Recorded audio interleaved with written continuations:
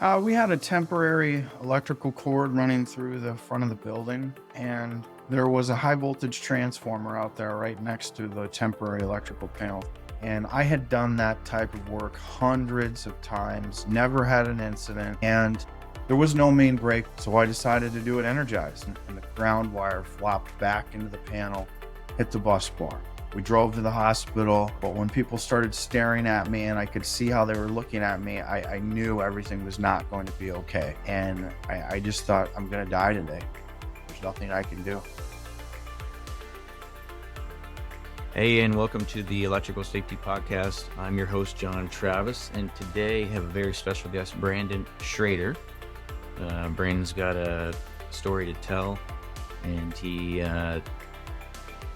has a lot of insights on what going through an incident might feel like, might impact your family, home, and your life. And Brandon, thanks so much for joining the show today.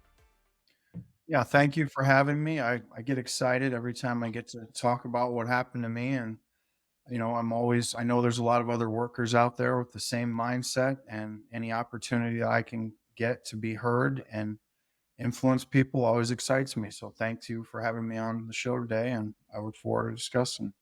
Yeah, well, hopefully there's some people out there listening that get a lot out of it and maybe improve the way they approach safety. So, just to kind of give everyone a bit of a background, it's always nice. I like to even just way back, like why you even get into the industry, and that's always good to put it into context and people can kind of relate to. So, how did you get started in the trade? Well, I grew up on a farm, helping my dad run equipment, always working long hours, hard. And my dad worked in construction, and I just knew that I wasn't going to go to college. I didn't like school. I couldn't wait to be done with high school. So when I got done, I knew I was going into the construction industry. I just didn't know what I was going to do yet. And my dad Mhm. said, "Well, why don't you be an electrician? You can work inside, you can work outside." He kind of worked heavy highway, and in the wintertime he would get laid off. And I thought, if I'm an electrician, I would not get laid off in the winter. I could work year round. So that's pretty much my thought process. Yeah. Um, I went down to apply as a senior in high school for an apprenticeship and training center with the IBEW, and I had to have a high school diploma in order to even apply, and I was still in high school. I Hmm. knew that's once my sights zeroed in on the electrical trade, I knew that was the path I wanted to take. So I had to graduate high school early. I graduated after the first semester of high school so I could get my application in. And I didn't realize how competitive it was. Back then, they had 16 applicants and over 600. I'm sorry, they had 16 people they took and they had over 600 applicants. So the chances of getting in were very, very slim. No, I didn't have any connections, no experience. I didn't think I'd get in, but my dad had a connection with a company that was looking for an electrical contractor that was looking for a truck driver. Hmm. So I got that job and I started delivering parts, and I went to my interviews. I applied in 3 different cities around me, and I thought I'll just move wherever I get in. I was bound and determined I was going to get into that program. And the first one I applied to was Des Moines, Iowa, and pretty for Iowa, it's the largest, I would call, big city or metro area. And I did not get accepted. And I was I didn't know really what to expect, but I thought that was just going to be the thing that I wouldn't get in. My next interview was in Cedar Rapids, and then I also applied in Rock Island, Illinois, and I got in Cedar Rapids. When I got that letter, I thought I had just won the lottery. I thought it was the biggest opportunity that I could get. I was set. All I had to do was get through this 5 years of training. I knew that I could show up every day. I could work hard. I'd be there with a good attitude. Um, so I was very, very excited. I thought I had the world by the tail. And when I first went to work, this was back in 1997. I will say that There were some things that I questioned. Safety really wasn't anything that you were taught. There was very little, there was no safety meetings. There was no talking about safety. If someone had an accident, they were an idiot. And Mhm. um, I developed some not good safety habits. And I will say I take responsibility. I just was doing things that I saw other people do around me, and I thought they were acceptable risks. And before long, I was taking more and more risks, and nothing was really happening. And it just built my confidence that I was that good and I knew what I was doing, and bad things wouldn't happen to me. Mhm. And yeah, I saw some close calls and I saw some people have some minor accidents, but I thought the risks that we were taking were what everyone did. They were just acceptable risks for people in my industry. And that worked well for me for 15 years. And one day I got caught. And I'm very lucky to have survived that accident. I was flown by helicopter to the University of Iowa burn unit. I my clothing, for some reason, I did not have arc rated clothing on. It did not ignite, but it blew little holes in my shirt. The only reason they think my clothing did not ignite is because it was very hot out that day and my shirt was soaked in sweat. Mhm. So to say that I'm lucky that I survived that accident is an understatement. They had an engineer look at the panel that I was on, and they did an incident energy analysis, and they calculated it at 42 calories per centimeter squared. Now, as you know from doing arc flash studies, I'm sure that the chances of getting a bolted fault aren't very good. You'd have to have a solid connection between all three phases. That's not something I had. And when it phased to ground, so Hugh Hoagland, who I consider the industry expert, I think he's kind of the godfather of arc flash. Kind of figured it all out before everyone Mhm. else. He looked at my stuff and he said, I would estimate that you had around a 25-calorie blast just by the damage that it from my professional experience. Now, if I would have gotten hit by that by the eye of the storm, I definitely would have. My clothing would have ignited. I got lucky. The explosion went over my head and to the right or the left of another guy. But the recovery and everything that I went through to overcome that accident, not only physically but mentally, it just it took a big portion of my life.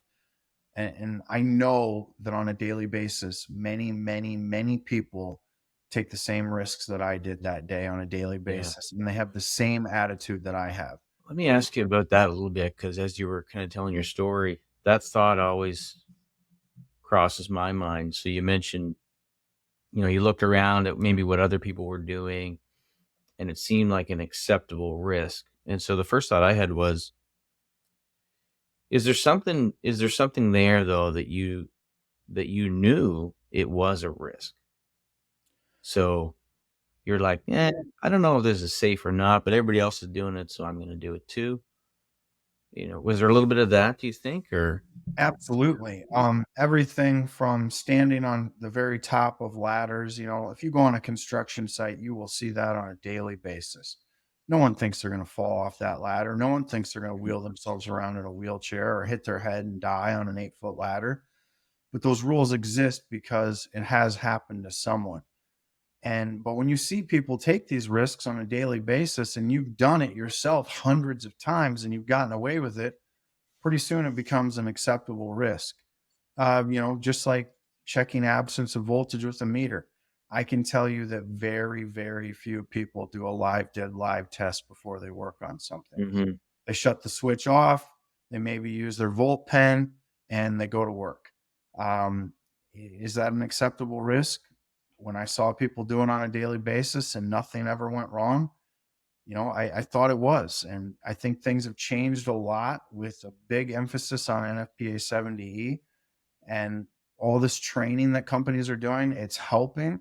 But I still think that there's a large majority of electrical workers out there who don't have access to this training. And if they do, it's 3 or 4 hours once every 3 years, and they go back to what they've always done.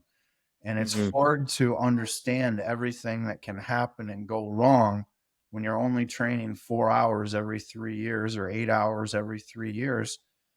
It's just hard to wrap your mind around it. After my accident, I did a lot of speaking events at electrical safety courses, and I learned NFPA 70E very well. And then I also taught at our local apprenticeship and training center for 3 years. So I got I'm no engineer. I don't know anything close to what an electrical engineer knows about arc flash, but I got a pretty good understanding, or a better understanding than the average everyday electrical worker out there. And if I would have known what I know now, no way would I've taken that risk that I took that day.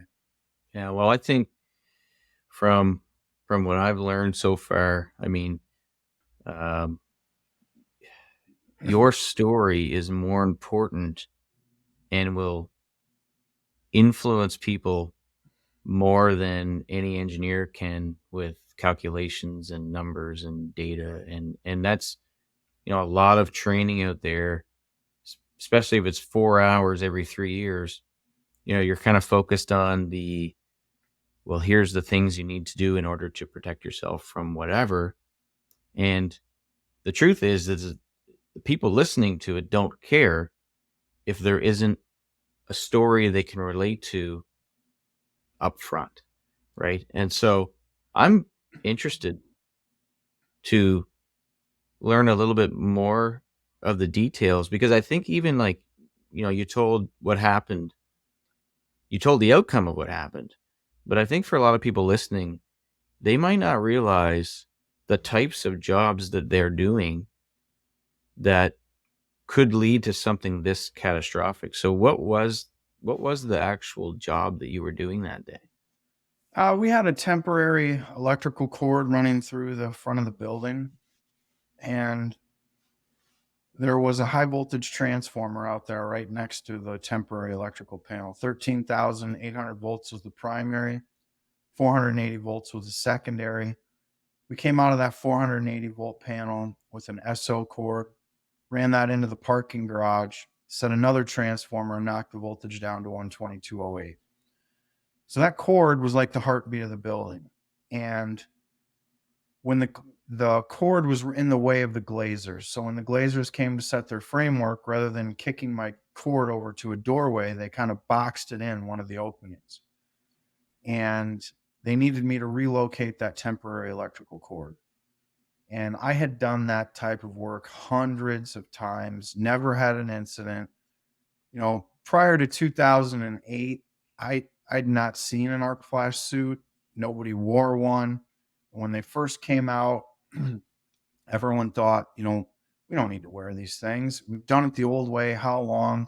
This stuff's hot. It's uncomfortable. We would do anything that we could not to put that suit on, because it was like wearing a parka in the summertime. It was just Hmm. hot, uncomfortable. You'd sweat in it, throw it in a bag, and then you'd pull this thing out that was full of sweat, and somebody else would have to put it on. Nobody laundered them. Nobody took care of them. And so nobody liked wearing those suits.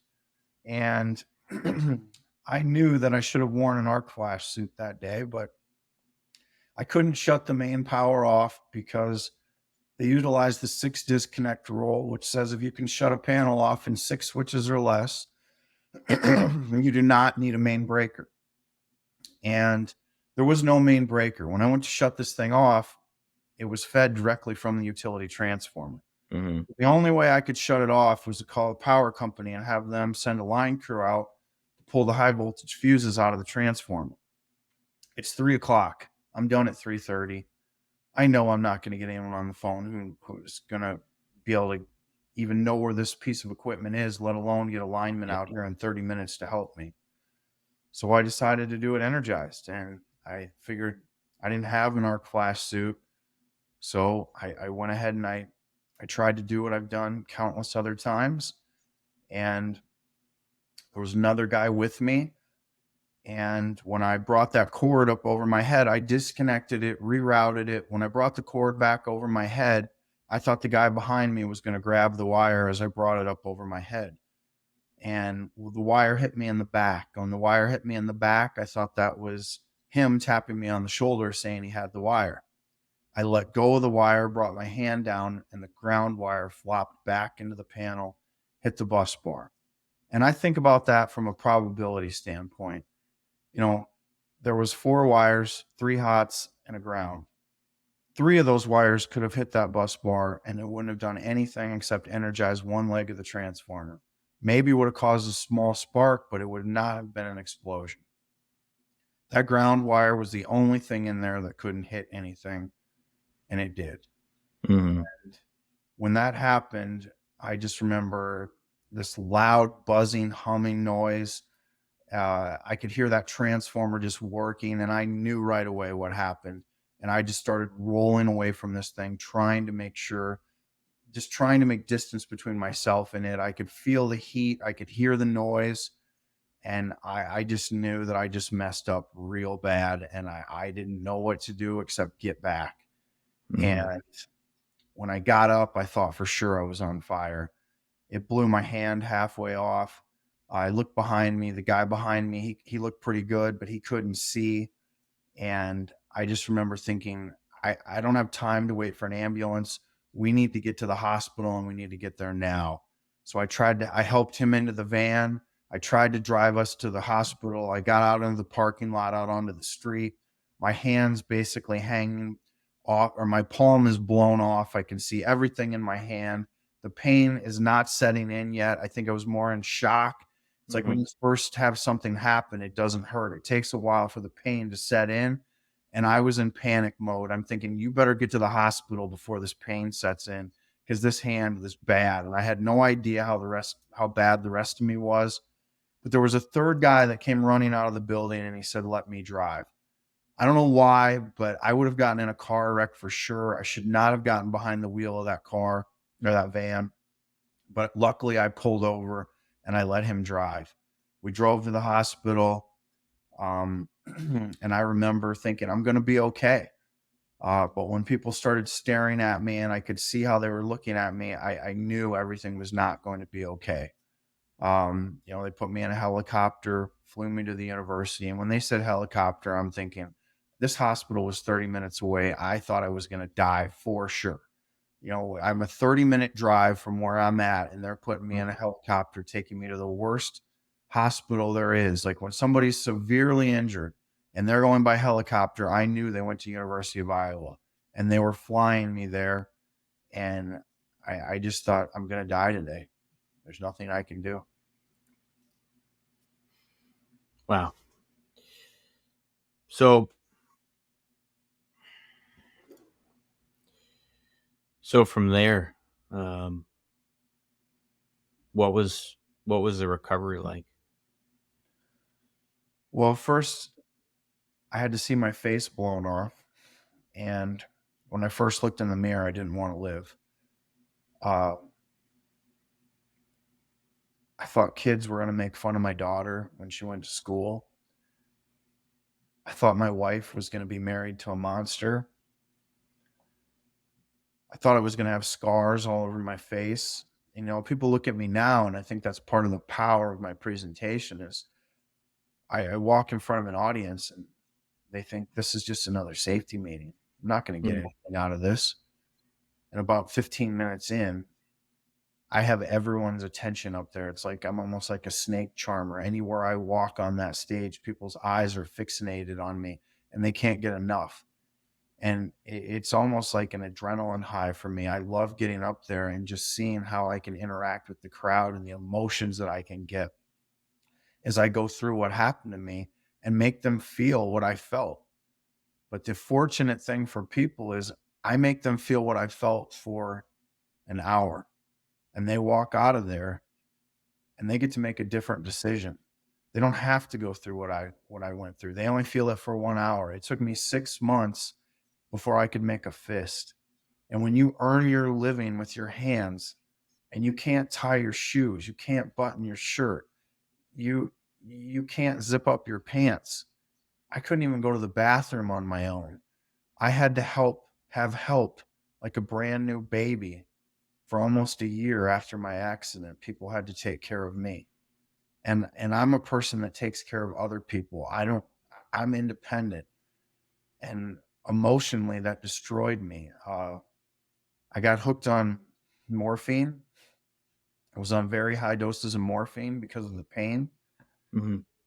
I never felt chemical dependency, like I need the morphine. But when I got off of it and I stopped taking it, I got sick and I started throwing up and I developed severe anxiety. And um, I I didn't know that I was addicted to the medication. I didn't know that that was what was making me throw up, but it just threw my life into a tailspin because I couldn't be there for my wife. I couldn't talk to her about she couldn't talk to me about anything. If I went to the cupboard and there was no cereal, I would have an emotional breakdown and think it was the end of the world. I wasn't sleeping. I thought I was going to have to go to a mental hospital because I was losing it. And my wife had to stick through and help me through every step of that. And without her, there's no way I could have done it. And there's so many people out there. I always say I won the wife lottery. My wife was stuck by me, and most people would have walked away from me because I was not an easy person to be around. I was very irritable. I was nothing close to what she married. And she told me she just stuck in there because she knew every day it would get better. And it took me a long time. It took me almost 6 weeks of no sleep, of getting on medication, and her just sticking in there with me and not giving up before I was back to my normal self after I took that medication. When I say 6 weeks, that was when I wanted to get off of the medication. Mhm. That's when things really, really went to hell for me. I just mentally, I can deal with the physical pain. I could deal with, looking at my hand and not having it work made me depressed, but I could deal with that. But when my head wasn't in the right spot, it just made everything magnified. It was just exponentially worse. And my wife stuck through there and got me through it. Not everyone has a support system like I That's had. amazing. Yeah. No, she yeah, you definitely won the lottery there, the wife lottery. So, after that, how did you get out of that and decide that you're gonna tell your story? Well, we got a serious OSHA violation on our record. That's not something any company is really looking to get. I always say during my presentation, companies like doing business with other safe companies. And if the company that you work for, if they don't have a good safety record, that's fine. A lot of times the clients will find someone else who does. When that happens, there's going to be layoffs. And I was friends with these people. I knew their families. And instead of buying tools and trucks and investing in the company, we're paying higher insurance rates. And the owner of the company asked me if I would go meet with the OSHA inspector. We were going to try to get our citation knocked down. And my face was blown off. I was bandaged up. I'm going to go look this guy and tell him, sir, that wasn't a serious accident. You're mistaken. I just thought this was a waste of time. I didn't think there was any way he was going to overturn his decision. Mhm. For some reason he did, and they asked me to talk about it at the MBI safety conference, which is in Des Moines. And I really had never spoken to people in my life. I didn't know what PowerPoint was. I knew how to send an email on the computer, and that was about it. And the office put together a slideshow for me because I didn't know how to do it. And I tried to go home and I tried to practice. And this was back in late 2012. But every time I looked at that first slide, I was back there in front of that transformer, rolling on the ground, thinking I was on fire, flying in that helicopter, thinking I was going to die that day. And I couldn't practice the presentation. So I went there and I'm thinking I got to speak in front of 500 people. I took some anxiety medication. I went heavily medicated. I was so scared. I've never been so scared in my life. They had to drive me to that presentation. And I got there and I found out I had a breakout session. 10 people signed up for my session. I didn't even know what a breakout session was. I thought I Mhm. was speaking in front of the entire audience. And I had this closet of a room and I talked for about 25 minutes. And it was very difficult. When I was done, I broke down. I lost it. I just relived every second of that. And I thought, I don't ever want to talk about this again. But this guy came up to me afterwards and he said, "That's very powerful presentation. Would you be willing to talk to three of my groups?" And I looked at that guy and I was just trying to gather enough strength to walk to my car to get out of there. I was an emotional wreck and I just wanted out of that situation. I was crying. I was a mess. And I was very embarrassed at how I was acting, but I could not pull it together. And I just wanted to run, but I didn't have enough strength. And finally, I just handed this guy my card because I couldn't talk to him.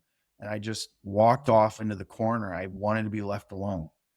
And he wrote me a one-page email saying all of these great things about me, telling me what a difference my story could make to his employees and how it could impact them. So that's how it got started. I did that first one for him.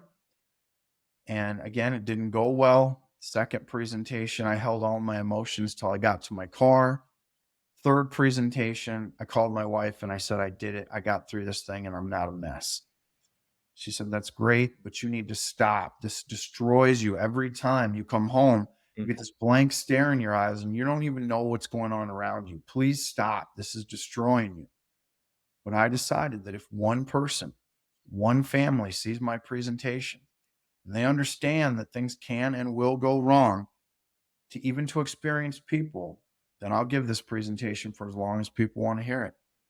So then after that, another general contractor called, another person called. And for about the first, I don't know, I would say from 2000, late 2012 to 2000, late 2017, early 18, I was doing about 10 presentations a year. Um, really, I wasn't charging anybody anything to talk. I was just trying to help people.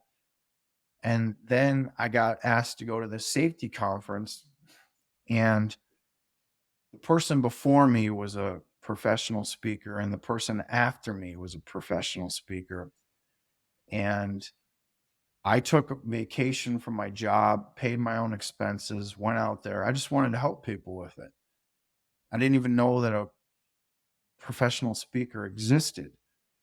And when the three of us got done, I had a long line of people waiting to talk to me about coming to speak to their group.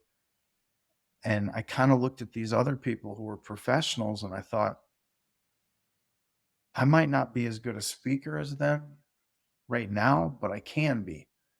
And I can turn this into a career. I just need to work on this a bit. And Mhm. they were very successful speakers. They were all over the country. And my first one, I went out there and I impacted people more than they did. Not that it was a competition, but it was the first time that I realized that I had something that could help people. I could do something I love, help people, and make a living doing it. And to me, that was a win win. So I started researching different speakers and I reached out to this guy out of New York and he set me up with Duval Safety, which was Duval is one of the largest nationwide safety companies. I mean, they sell safety supplies, they have safety speakers, and they introduced me to Dale Lazinski. And Dale said to me, "Will you go down to Houston and talk? I'm not going to pay you. I'm not going to pay your expenses, but I'm going to record you and see what you got." And I went down there, and Dale called me after the presentation, after he had, and I had two or three people reach out to me and wanted me to come speak. And I'm thinking I did great. I knocked it out of the park. And Dale called me and he said, "Hey, will you and your wife come out to New York?" Well, I went into my boss's office and I said, "Hey, I need to go to New York to meet with this guy. I need to take a few days off." And they said, "You can go this time." this is it, no more. You can't take any more time off this year. And this was in March. Mhm.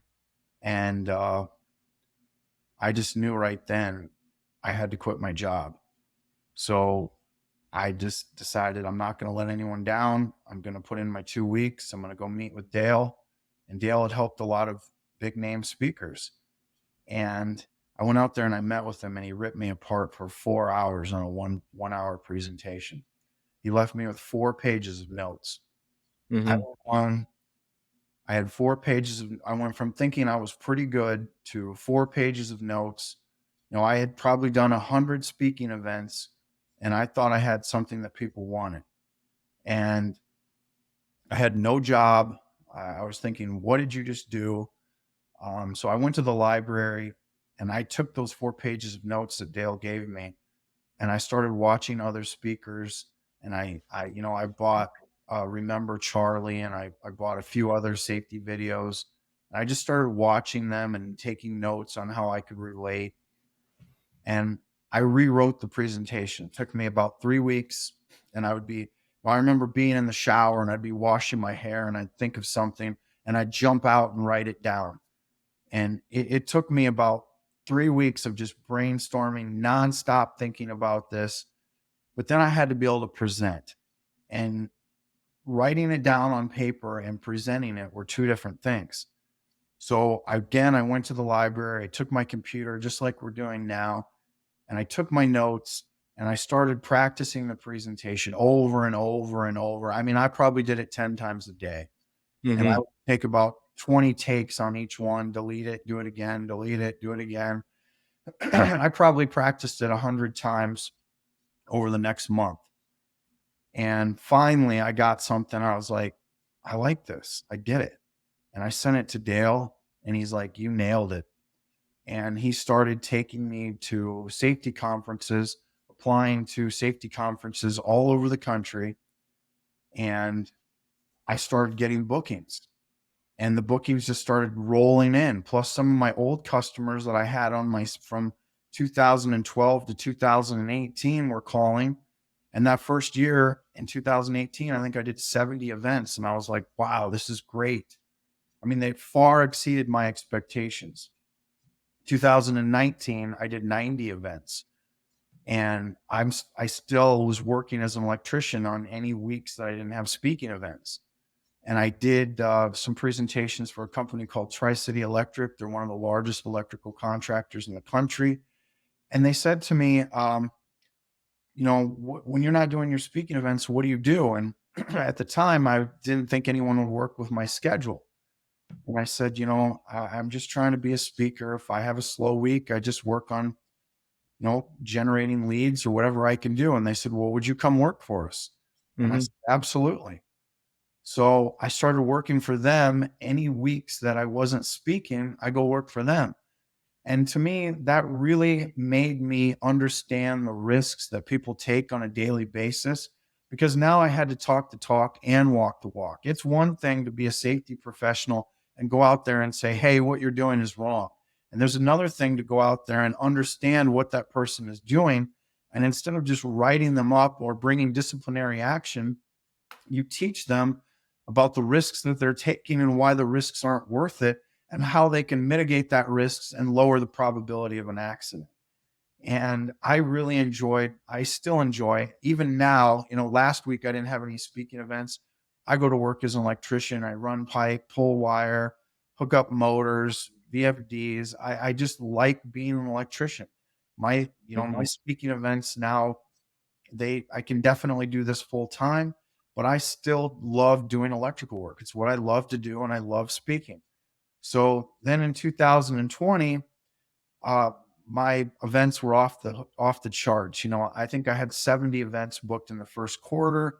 It was going to be a monumental year for me, and COVID hit, Mhm. and it shut me down. Um, I went back to work full time for Tri City as an electrician.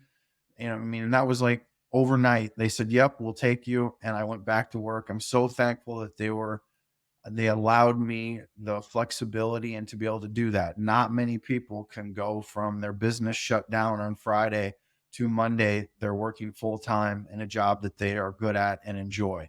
So I'm very fortunate to have a trade that I can just jump in and out of, and a company that will work for me or that will work with my schedule.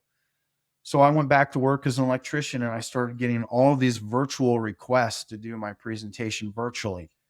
And I didn't want to do them at first. I was turning them down. I was like, nope, I'm not going to be the guy in front of a computer.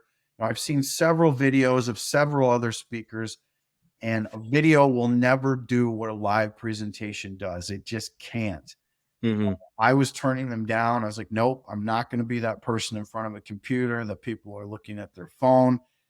I can control an audience when I'm in front of them, but when it's virtual, it's very hard to keep an audience or even know if you're impacting them. I have to be able to see the emotion on their face in order to get me into the presentation and for me to do my best. I have to see the crowd's reactions. And I didn't have that with virtuals, but Con Edison, one of the largest utilities in the country, called me, and they wanted several. I think it was 10 or 15 virtual presentations. I had no business because of COVID. I could not Hmm. turn down 15 virtual presentations. So I decided we're going to try it. I got a webcam, and I did that first virtual, and things went really, really well. And I got out through 2020, did several virtual presentations. I made a video, and I got through 2020 and into 21. I had a very good year both years, and I worked full time as an electrician. So it worked out very well for me. 22, things got back to normal, and 23 is going to be the best year I think I've ever had speaking, or it looks like it's going to be so far. Now I do about 100 speaking events all over the country, and I started just trying to impact electrical workers, but now I'm doing road construction, factory, and really that was the advice that Dale gave me.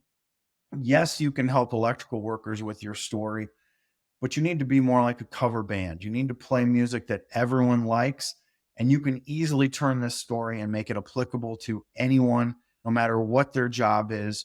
And that's what I really did with the presentation. Hmm. I took the emphasis off electrical and I turned it into performance based safety, and really take accountability for your actions and look out for those people around you. It doesn't matter how good you are at your job, you have to look out for those around you, and people are going to make decisions that are poor. Sometimes people are thinking about getting the job done, and they're not really thinking about the risks they're taking. But there's someone else who's walking by who has no idea what their day's been like, and they see them taking those risks, and it's their responsibility to say, hey, stop, let's find another way to do this. I'm going to help you get you the safety tools that you need, or find another way to do it. Don't just walk by and say, hey, that's not my problem. I hope that turns out okay for them. Stop and help them, and take accountability for other people's safety, not just worry about yourself. And I Yeah. think that's really what I learned about safety over the last 10 years is it's a team effort. Not one person can change a culture. It takes everyone in that company. And that's really what my presentation is about, is making safety about everyone and looking out for people around you, and always continually trying to improve. No CEO looks at their sales records from last year and say, wow, we had a great year. Let's try to do exactly what we did last year. They always want to do better. They always want to Hmm. try to improve. And safety has to be the exact same thing. You can't ever say last year was good enough. You always have to try to do better. And I think that the presentation that I've made gives people the tools, and more importantly, the inspiration to always try to do better. Yeah. Well, it truly is an amazing story, and just today here, um, I could feel the emotion in it myself. And so, for people that want to reach out and maybe schedule you, or see, check your availability, what's the best way for them to get a hold of you, and maybe have you come in and talk to their team? Well, I don't really like to promote myself on these things, but my website is believinsafety.com. I look at these things, and people always say, when I get these inquiries, and everyone has a budget, but I for the first 5 years, I did more of these for free than I did for Mhm. pay.